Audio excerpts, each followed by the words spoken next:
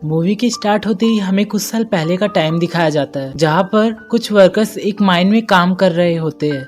उन पर नजर रखने के लिए एक डॉक्टर भी वहाँ पर होता है, जिसे एक आदमी बताता है कि काम करने के दौरान वर्कर्स को यहाँ पर कुछ रेडिएशन यानी श्वाय महसूस होगी और उन्हें लगा कि शायद यहाँ पर यूरेनियम है और वो बहुत खुश हो गए। उन्होंने बड़ी बड़ी मशीनरीज यहाँ पर मंगवा ली और काम शुरू कर दिया कि देखते ही देखते काम के दौरान वो जमीन अंदर घुसने लगती है, यानी येगार में जाने लगती है। तो डॉक्टर अपने टीम को लेकर उस केव के अंदर जाते हैं, यानी जमीन के नीचे।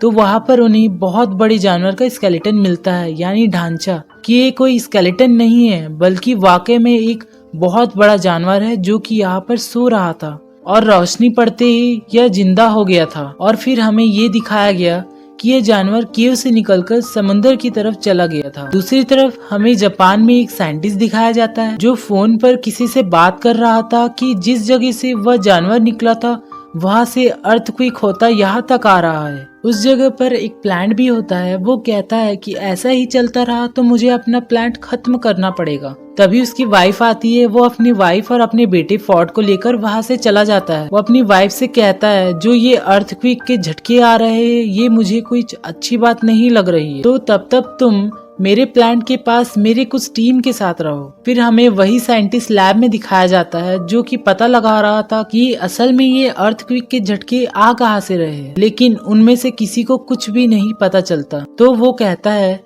कि सब मशीनरीज को ऑफ कर दिया जाए क्योंकि हम नहीं जानते कि ये झटके फिर किस चीज के हैं और कहीं ये हमें नुकसान न पहुंचा दे। इसी के साथ वहाँ पर फिर से अर्थक्वेक आने लगता है और साइंटिस्ट की वाइफ वहाँ पर आ जाती है। वो वहाँ से भागने लगती है और चैम्बर में ब्लास्ट होने की वजह से एक पॉइजनस गैस यानी जहरीली गैस उनकी तरफ बढ़ने लगती है। साइंटिस्ट अपनी वाइफ को बचाने के लिए आगे बढ़ता है, लेकिन तब तक बहुत देर हो चुकी थी और वो गैस पूरी तरह से कैबिन में फैलने लगती है। तो उसकी वाइफ कहती है कि दरवाजा बंद कर दो इसके पहले कि गैस वहाँ से बाहर आ जाए, और ना चाहते हुए भी उस साइंटिस्ट को दरवाजा बंद करना पड़ता है। और इसके बाद वह काफी उदास हो जाता है कि उसकी वाइफ अंदर ही रह गई थी।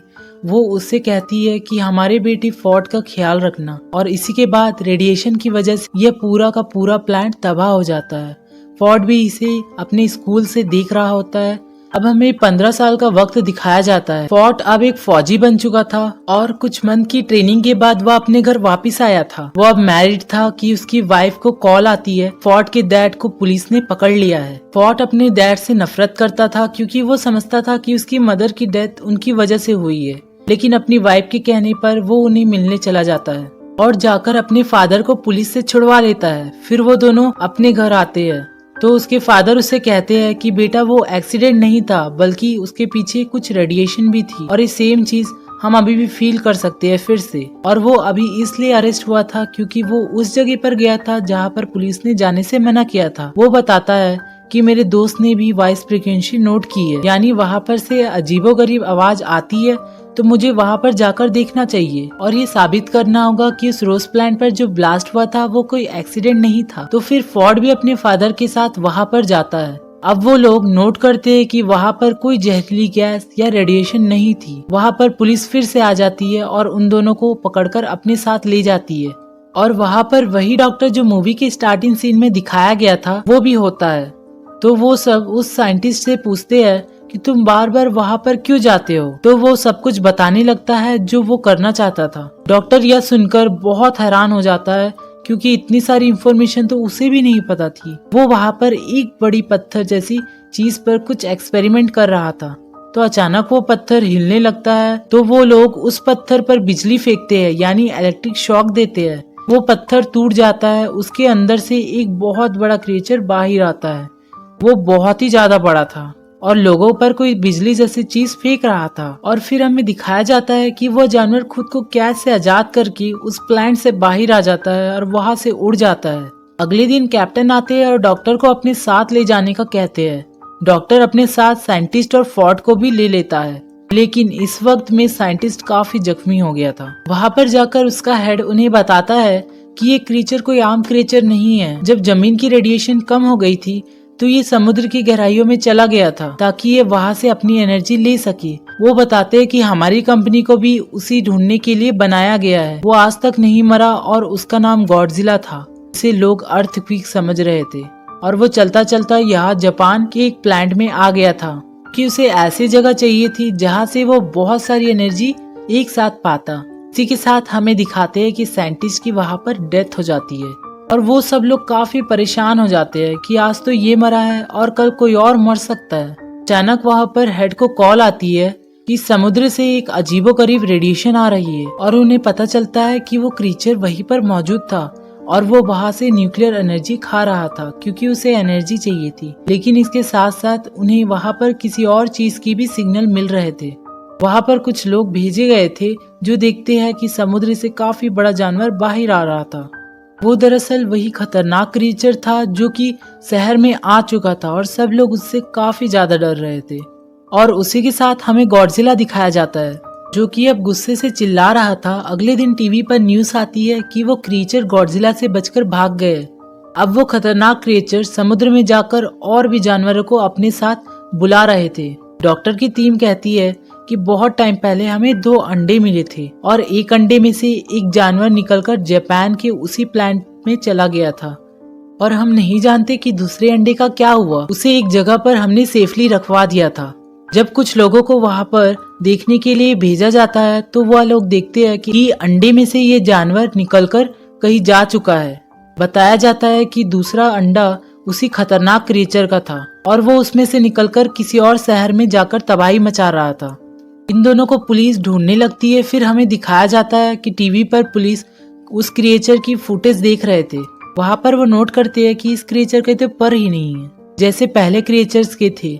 रिसर्च करने पर पता चलता है कि वो फीमेल क्रिएचर है और पहला वाला मेल क्रिएचर था। अब क्योंकि फॉर्ड भी एक फौजी था तो उसे आर्मी के साथ हर जगह भेज दिया जाता है कि वो इन क्रिएचर्स को रोक सके। दूसरी तरफ हमें कैप्टन बताता है कि वह क्रिएचर बहुत तबाही मचा रहा है तो हेड उन्हें कहता है कि हमें इन्हें बहुत ही खतरनाक बॉम्ब से उड़ाना पड़ेगा। तो कैप्टन कहता है कि उससे तो उसे फायदा होगा क्योंकि उन्हें न्यूक्लियर एनर्जी चाहिए और इसके साथ वो ज्यादा स्ट्रांग होंगे। तो हेड कहता है कि हम इसके अलावा कर भी क्या सकते हैं, रिस्क तो लेना होगा। वो दोनों क्रिएचर अपनी एनर्जी को रिस्टोर करने के लिए यानी रेडिएशन को खुद में फिल करने के लिए समुद्र में जा रहे थे क्योंकि समुद्र की गहराइयों में उन्हें बहुत सारी रेडिएशन मिली और गॉडजिला दूसरी तरफ उन्हें मारने के लिए आ रहा था। तो ये सब भी समुद्र की तरफ बढ़ते हैं और वो न्यूक्लियर बॉम्ब भी अपने साथ रख लेते हैं और फॉर्ड भी इन पर नजर रख रहे थे। वो बॉम्ब उन्होंने बोट पर रखा था। मेल क्रिएचर आकर उस बोट पर अटैक कर देता है और वो न्यूक्लियर बॉम्ब उठाकर वहां से चले जाता है। अब वो दोनों क्रिएचर्स उस बॉम्ब को लेकर वहां से बहुत दूर चले गए थे क्योंकि उसे पता था कि उस बॉम्ब से उन्हें बहुत सारी एनर्जी मिलने वाली है। आर्मी और हेड का प्लान यहीं पर जाया हो चुका था। वो लोग सोचते हैं कि हमसे तो कुछ नहीं हो पाएगा तो शायद ये गॉडजिला हमारी जान बचा ले। फिर हमें दिखाया जाता है कि गॉडजिला इन क्रिएचर्स के सामने आ जाता है और ये लोग लड़ने लगते हैं। ये बहुत ही बड़े थे और लड़ते लड़ते हर चीजों को डिस्ट्रॉय कर रहे थे तो सब लोग पीछे हट जाते हैं। यहाँ अभी सिर्फ मेल क्रिएचर ही मौजूद था। गॉडजिला उसे आसानी से लड़ पा रहा था और वो उसे मारने ही वाला होता है कि पीछे से फीमेल क्रिएचर आकर उस पर अटैक कर देती है और गॉडजिला उन दोनों से अकेले लड़ रहा था। यहाँ पर गॉडजिला के लिए उन दोनों से लड़ना काफी मुश्किल हो रहा था। दूसरी तरफ हमें दिखाया जाता है कि आर्मी को अंडरग्राउंड यानी जमीन के नीचे घोंसले में बहुत सारे अंडे मिलते हैं जो फीमेल क्रिएचर ने दिए थे और गॉडजिला के लिए उनको हराना काफी मुश्किल हो जाता है। आर्मी वहाँ पर एक बॉम्ब पर टाइमर लगाकर बाहर आ जाती है और जल्दी वो बॉम्ब ब्लास्ट हो जाते हैं और सबके सब अंडे उसमें फूट जाते हैं। जब मेल और फीमेल दोनों क्रिएचर ये दिखते हैं तो वो उन्हें अपने अंडों की फिक्र होने लगती है। वो दोनों गॉडजिला को छोड़कर उस तरफ भागने लगते हैं। अब उस धमाके से यह फायदा हुआ कि धमाके की रेडिएशन से गॉडजिला में एनर्जी की तरह जाने लगी और उसने वही एनर्जी यूज करके अपने मुंह से उन दोनों क्रिएचर पर फेंकी और अब गॉडजिला काफी स्ट्रांग हो चुका था और वो दोनों क्रिएचर से पूरी तरह लड़ पा रहा था। और यहाँ पर गॉडजिला मेल क्रिएचर को मार देता है तो ये देखते हुए फीमेल क्रिएचर को काफी गुस्सा आता है और उसे इस बात का भी गुस्सा था कि आर्मी ने उसके अंडे को मार दिया था। तो वो फॉर्ड की तरफ बढ़ती है लेकिन गॉडजिला उसे पीछे से आकर पकड़ता है और उसका मुंह खोलकर उसके मुंह में सारी की सारी रेडिएशन अंदर डाल देता है जिसकी वजह से उसे बहुत पेन होने लगती है और वो मर जाती है। फॉर्ड भी यहाँ पर काफी जख्मी हो चुका था लेकिन आर्मी उसे ठीक करने के लिए वहां से ले जाती है। अगले दिन हमें गॉडजिला दिखाया जाता है। लोग समझ रहे थे कि वो मर चुका है, लेकिन वो थक चुका था और अपनी आंखें बंद करके लेटा हुआ था कि अचानक वो उठता है और वापस समुद्र में जाने लगता है। वो इनफैक्ट वहां पर किसी को नुकसान पहुंचाने नहीं आया था, उसकी दुश्मनी तो उस खतरनाक क्रिएचर्स से थी। और अब जैसा कि उसने उन क्रिएचर्स को मार दिया था तो वो समुद्र की तरफ वापस जाने लगता है। और अब दिखाया जाता है कि अब फॉर्ड भी अपने वाइफ और बेटे के पास चला गया था और सब कुछ यहाँ पर ठीक हो जाता है। इसी के साथ मूवी यहीं पर एंड हो जाती है। Thanks for watching.